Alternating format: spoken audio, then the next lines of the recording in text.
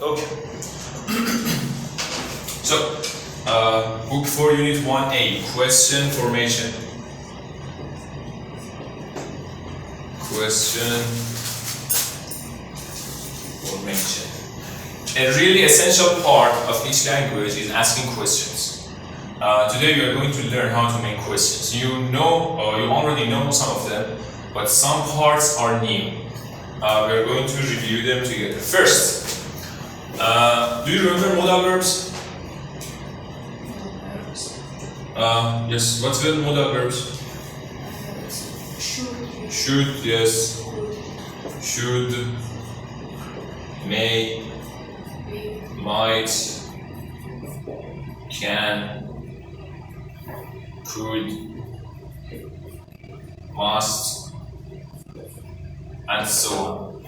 These are some of the modal verbs we have. Do you remember auxiliary verbs?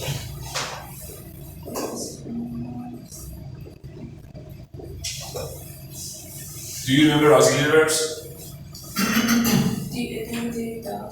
Yes, these are auxiliary verbs. Auxiliary verbs like am, is, are, was, were, do, does, did.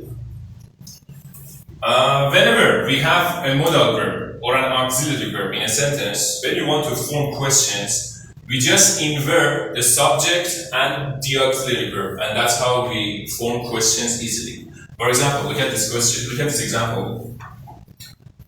You should sleep 8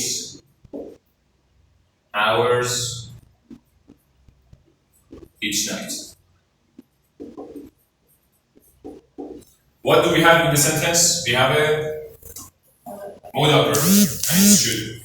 And when you want to make questions, it's easy. Just invert the subject and the verb, and that's how you form your question. So what is the question form for the sentence? Yes, should you sleep 8 hours a day? Then the rest of the sentence. So it was an example with modal verbs. All modal verbs are like this. If we had might here, if we had can, could, must, whatever, you just invert the subject and the verb. Now let's make an example with auxiliary verbs. He is furious. Do you remember the meaning of furious? Furious means so angry. It's an extreme adjective for angry. When someone is so angry, instead of so angry, we can say furious. So he is furious. What do we have in this sentence? We have is, which is an auxiliary verb. Auxiliary verbs are similar to modal verbs. When we have an auxiliary verbs, what do we do to form a question? Yes, we invert the subject and the verb again. So the question is he furious? That's the question. Do you have any questions until here? If you want to take a picture, take it, because I'm going to clean it.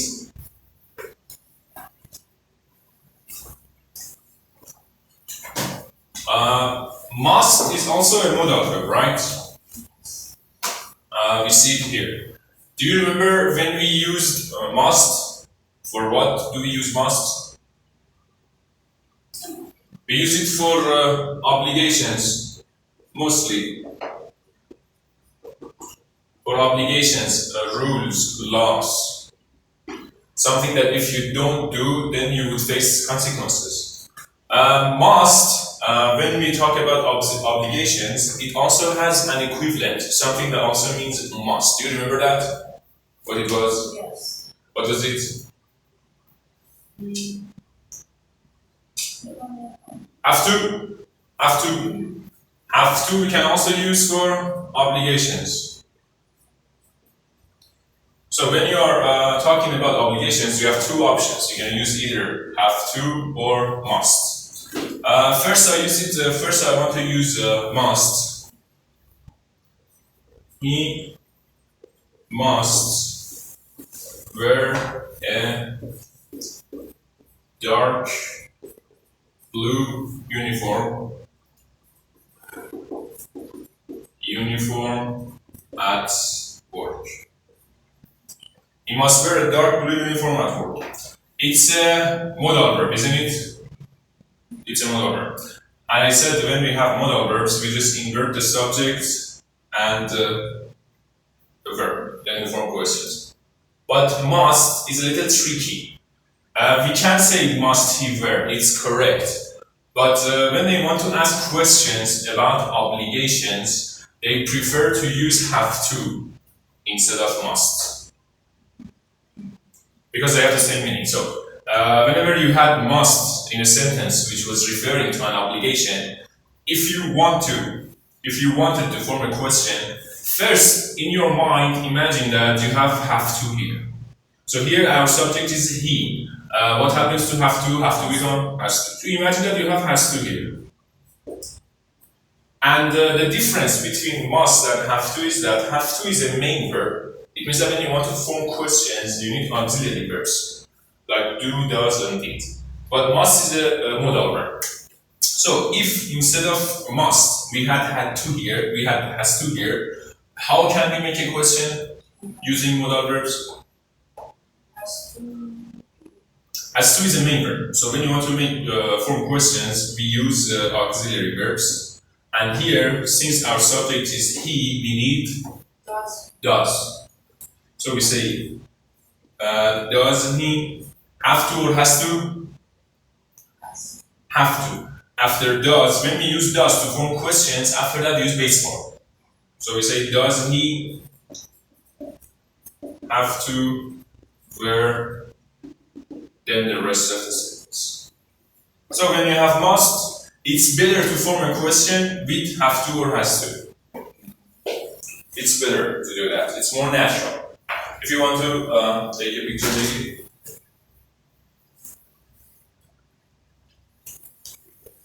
Now,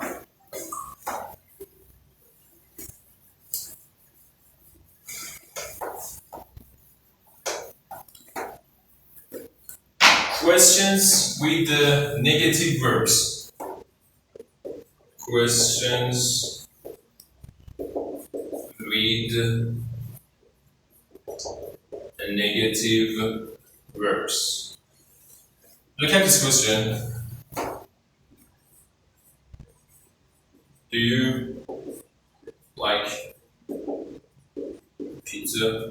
Our verb is here positive, isn't it? Do you like pizza? It's a positive verb. There is another way to ask this question. We also have it in Persian too. The other way is saying, "Don't you like pizza?" The difference is that here my verb is negative. Don't. We use negative verbs to form questions when we are a little surprised. Because everyone loves pizza, but there's a person, this person says that he or she doesn't like pizza. And we want to ask her why. It means that we are a little surprised that she doesn't like pizza. So we say, don't you like pizza? When we are a little surprised, when we are a little shocked. That's when we ask it. For example, another one. Won't you come to the party? Imagine that you're holding a fantastic party at your home. You have invited some of your friends. Most of them say that they come. One of them says that he or she doesn't come. Then you are a little surprised. You say, won't you come to the party? It means that you know that she won't come to the party, but you're surprised and you want to ask why. That's how we say it. So do you have any questions until here?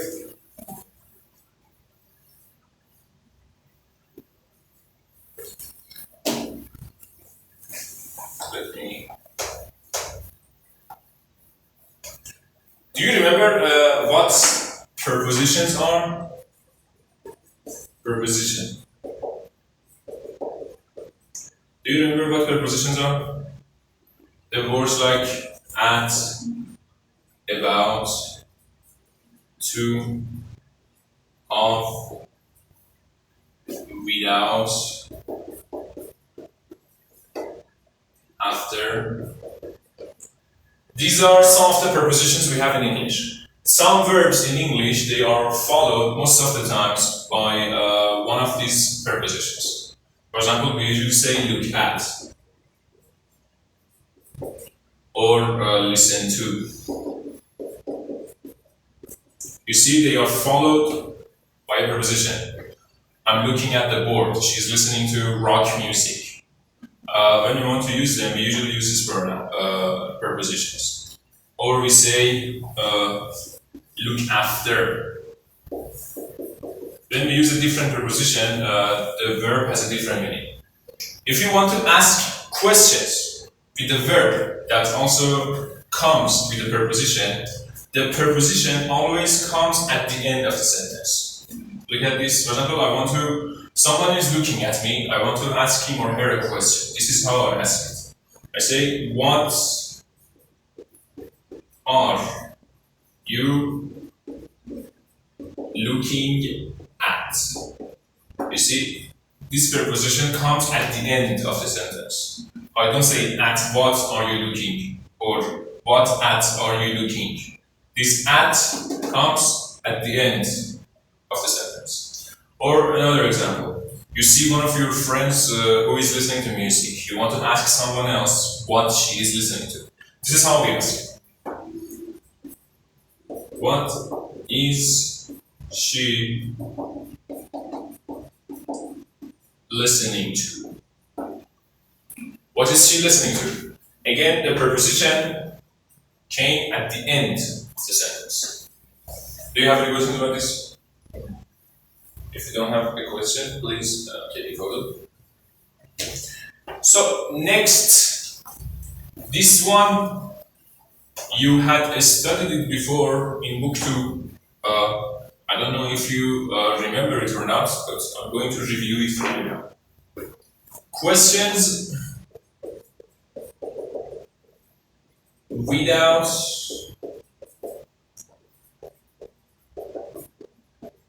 auxiliary. What were auxiliary verbs? Just am, is, are, was, were, do, does, did. In simple present, so in simple present or simple past, then the answer of the question you're asking is the subject of the answer. We don't use auxiliary verbs. Look at the board, this is how we use them, or we don't use them, the auxiliary verbs. Do you remember subjects and objects? What was subject in Persian? What do you say? No, subject is a person who does something. So in Persian we say fa'il. And what was object? Yes, something, someone or something that doesn't do anything, but the work we are talking about is done on them. So in Persian we say maf'ul. Look at this sentence. For example, I love you. What is the subject here? I is the subject, and the object is you. Now I want to ask 2 questions. In one of them, my answer is the subject. In one of them, my answer is the object. When your answer is the subject, we don't use auxiliary verbs. Look at this. Who do you love? In Persian, it means تو چه کسی را دوست داری? This auxiliary verb comes here because my answer refers to the object, like this. For example, I love Sarah. Which word here is my answer? The answer of this question? The answer of this question, who do you love? In this sentence, which word is the answer? Sarah is the answer. And Sarah is the subject or object? It's the object of our sentence. That's why we use this auxiliary verb here. Because our answer is this object. Now, pay attention to this question. Who loves you? This question in Persian means چه کسی تو را دوست دارد. So, for example, the answer, let's say, Anna loves me. What is the answer to this question? Anna. Anna is the subject or the object? Subject. That's why we don't have an auxiliary verb here. Because our answer is the subject of this sentence.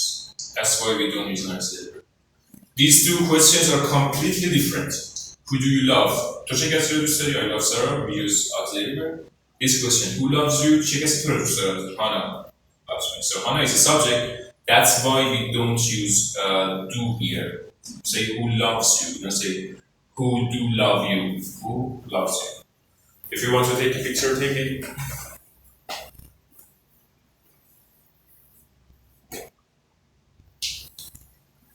Let me make another example about this. Two more questions. How many people do you see? How many people do you see? How can we answer this question? Imagine that you are somewhere at a party and you see 10 people. How can we answer this question? I see 10 people. Yes, I see 10 people. What is the answer of this question in this sentence? 10 people. Is it a subject or object? It's object. That is why we use this do here, because our answer is the object. Now I want to ask another question similar to this one, but this time my answer is the subject, like this. How many people see you? How many people see you? How can we answer this? 10 people see me.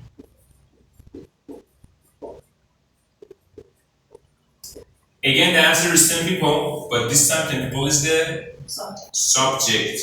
That's why we don't have an auxiliary verb here. That's the reason that we don't. In Persian, this one means تو چند نفر رو می‌بینی؟ من 10 نفر رو می‌بینم. I see 10 people here. چند نفر تو رو می‌بینن؟ 10 نفر منو می‌بینن. That's why we don't have an auxiliary verb here.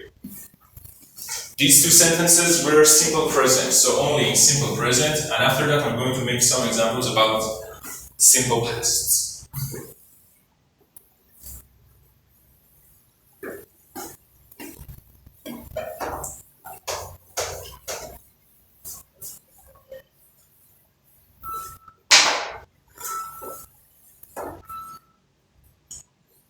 Who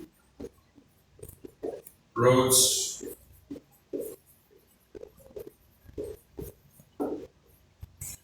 شاهنامه؟ فردوسی.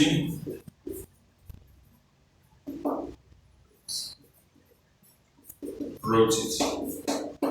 Why didn't I say who did write شاهنامه? Why didn't I say who did write شاهنامه? Because Ferdowsi, no, it's about questions without auxiliary. It was about present perfect. We don't use present perfect for dead people. Here, Ferdowsi is the subject or object? Subject. So, the answer of my question is the subject of the answer. That's why I don't need, and I'm not allowed to use an auxiliary verb in the question. Who wrote Shahnameh? Ferdowsi wrote it, finished. We don't need an auxiliary verb here. If we use an auxiliary verb, it would be a mistake, because our answer is the subject. So if you want to take a picture, you can take another one. What do we have?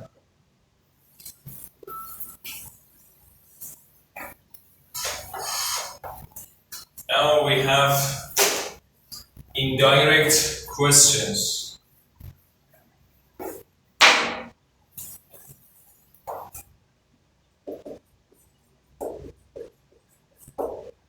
Indirect questions. What is the meaning of indirect? What does it mean? Indirect. You know the meaning of direct? Direct means indirect is the opposite of direct. Direct in Persian means mustaqim. So indirect is the opposite of that. غير مستقيم. Yes. We use indirect questions when we want to be a little more polite and a little more formal. We use indirect questions. Look at this question. What time does the show begin? Look at this question. What time does the show begin? Is it a direct or an indirect question? It's direct. It's an ordinary question. The WH question starts with what, and then we have an auxiliary verb here. It's a direct question. Now I want to make it indirect. It means that I want to be a little more formal, a little more polite. This is how we make it indirect. When you want to ask indirect questions, we have some expressions that we usually start the question with those expressions, like this. Can you please tell me? This is one of those expressions. Can you please tell me? One of those expressions we use to make our question indirect. Now, can you please tell me? After these expressions, we use the sentence, but we don't ask a direct question after that. We say a statement. This forms my question. Can you please tell me? It's a question, isn't it? So, can you please tell me here what time? In indirect questions, this is the word order. First the question word, then the subject, what time? The show, then the verb. Here is begin we have. We say begins because my subject is singular, it's not plural. Can you tell me what time the show begins? In the second part of indirect questions, we don't ask a direct question. We say a statement, a normal statement. First the question word, then the subject, and then the verb, like an ordinary sentence. We don't say, can you please tell me what time does the show begin? We don't repeat this. We make a statement out of this. Question word, subject, then verb. Look, it's dirty. Let me write another sentence. Look at this sentence. What are you thinking about? What are you thinking about? Look at this sentence. Is this question a direct one or an indirect one? It's direct. Now I want to make it indirect. This time I need to use one of these expressions again, but this time I want to use another one. So instead of can you please tell me, I want to say I'm wondering. Wonder means when you think about something with surprise. I'm wondering, so what is my question word here? What? So now we have the question word. After the question word, look at here. What do we have?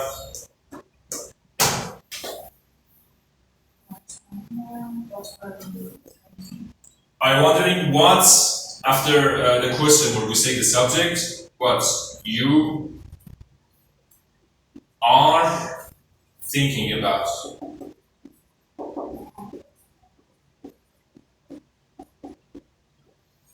Now this is an indirect question. First, I have this expression, I'm wondering. Then, just like here, we have the question word. My question word here is what time, here is what. Then the subject, here is the show, here is you. Then the verb.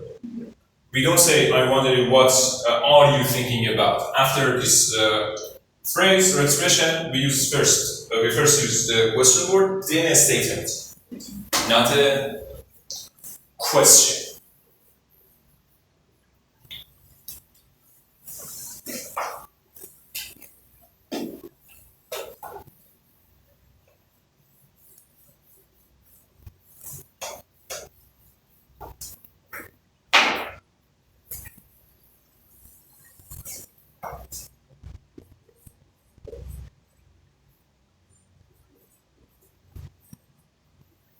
Does Jack come to the party? This is another form of asking indirect questions. We don't have a question word here, but we have an auxiliary verb. We have, what do we have in this sentence? Does. So, first tell me, is this question direct or indirect? Direct. Does Jack come to the party? Now I want to make it indirect. I need one of those expressions again at the beginning of the sentence. Here I say, I don't know.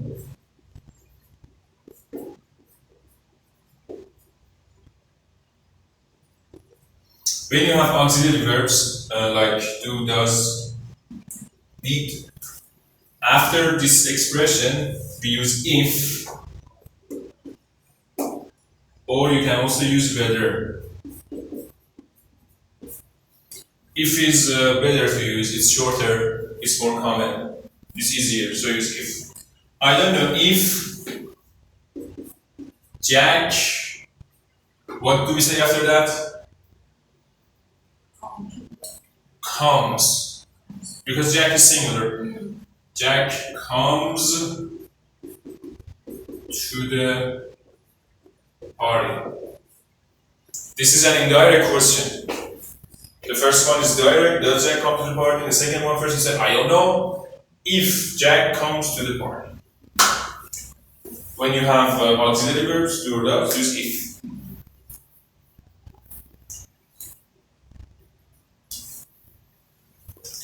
Do you have any question?